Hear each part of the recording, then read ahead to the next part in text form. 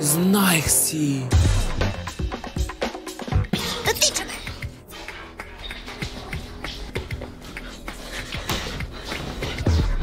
Шокирана съм. Не мислех, че това може да се случи. Никол е сомнамбул!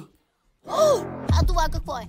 Това е когато човек спи наполовина. Тоест тя може да ходи на сън, да прави всичко, без да се събужда. Значи тя прави тези неща на сън? Ага. Най-вероятно го е сънувала. Мислила е, че е сън, а всъщност всичко е било наистина. По принцип, тя е виновна, но също така не съвсем, защото го е направила без да осъзнава. Уау! Не мога да повярвам, че такова нещо съществува. Какво правим? Да видим какво се случва! Да, хайде!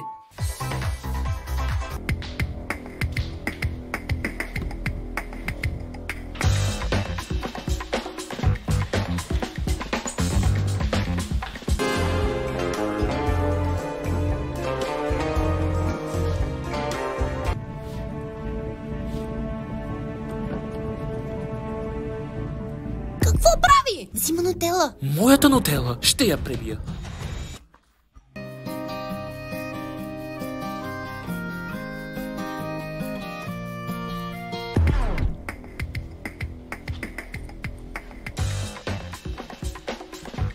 Вижте, тя написа нещо.